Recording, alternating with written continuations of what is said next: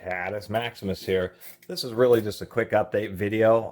Somebody had mentioned that on the past few socket set, Pittsburgh, that they had updated the ratchets, and indeed they have. This was actually on the back shelf with like half the sockets missing, and it was pretty darn cheap, so I picked it up so I could just do a quick comparison between really the two ratchets, but I'll do a super quick overview.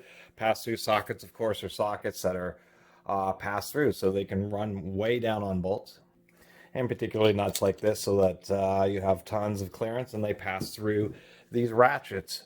These ratchets are essentially overbuilt 19mm ratcheting box wrenches with, comfort grip handles on them. Old style ones would have this little lock ring inside, and that would work like these old Stanleys, but that system just wasn't entirely reliable. But on this Pittsburgh, they had included it because it was using the old style, even though the newer Pittsburgh sockets actually have an offset ball detent that has a little metal ring that holds it.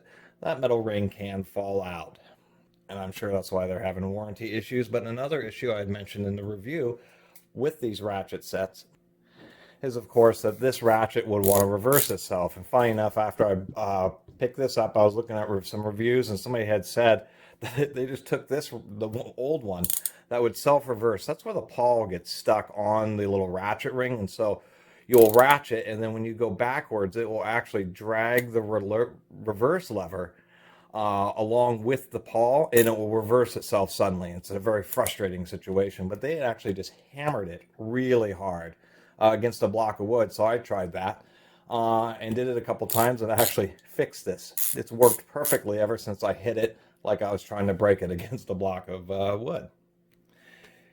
Anyway, another couple quick tips. These, you can only use a 19mm, but at least these sockets do work in box wrenches, so you can use them in those situations. And then, of course, the big advantage also to these is that they have very low clearance. If we do that compared to a normal ratchet and socket, pretty darn short. Even with a slim head ratchet and a slim socket, they're even shorter than that. There's also a strength advantage because these are limited by the strength of the ratchet pawl, this reinforcing buckle, and of course the actual ratcheting ring itself. So either the ring will split or the ratchet will strip out, just because you're not relying on the size and strength of a drive square itself. But they did totally revise the ratchets. They are just completely different. I don't know if they went with a different contract manufacturer, if it's a completely different generation, but they are different from the ground up, from base forging all the way through. They no longer have that undercut for the traditional style locking ring. I suspect they may have had some issues with this cracking due to that big deep undercut, so that's been eliminated. We can see that this has like either a cast zinc or cast aluminum reverse lever. This one is actually steel, and we can see the beam is also quite a bit thicker. I can tell you this one, the old one, is lighter. The newer one is actually a little bit heavier. And then when we flip it over, we'll keep them on the correct sides here, we can see that the reverse lever is actually through pin supported by both sides of the ratchet, and it doesn't have any milling down here, so I'm suspecting that this may be just a more expensive design. We can see that it uses a more traditional snap ring that you can use with regular snap ring pliers, so it's easier to maintain. So it's obviously just a much different ratchet. We can see that the buckle's a little bit thinner, so it has just a little bit better reach and a little bit better access, although we can see there's just a little bit of play in there. Actually, it's not too bad. It's actually a bit tighter than the old one, to tell you the truth.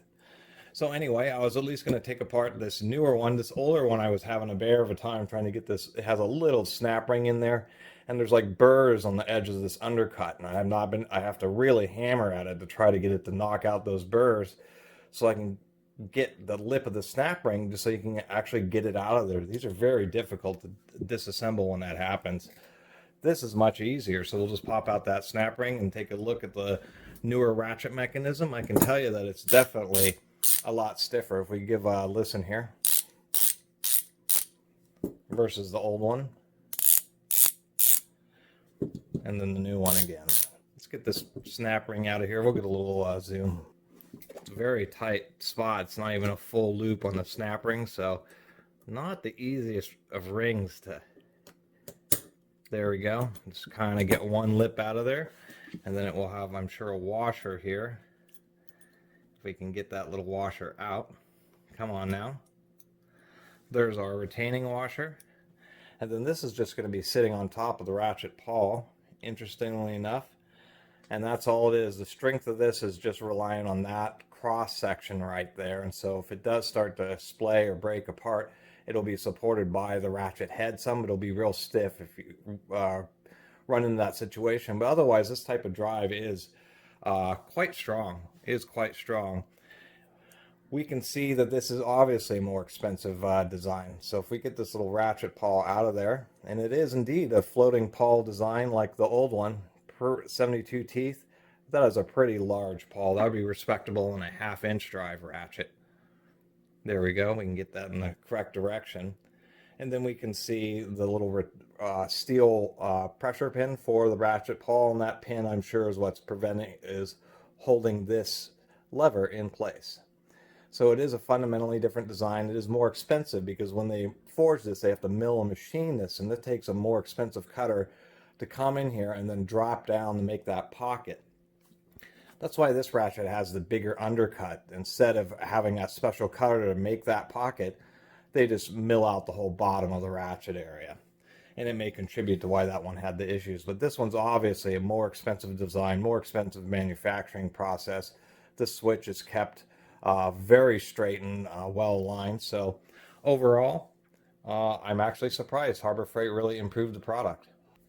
So anyway, just wanted to do a quick update video on the Gen 2, and it really is a significantly improved ratchet mechanism. I really actually got this set. It isn't so much for the ratchet, although it does help for being like a 3/8 equivalent super low profile ratchet.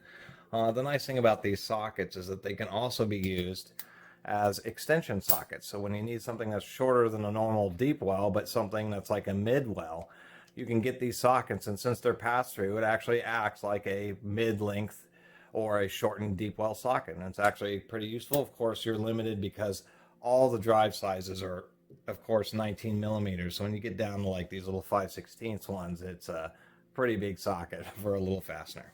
Anyway, I really appreciate everybody who's been watching and subscribing. It means a ton to me. And I really appreciate the support from all my subscribers, old ones and new ones.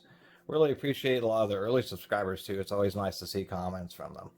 Anyway, if you haven't subscribed, please do. Until next time, Catus Maximus out.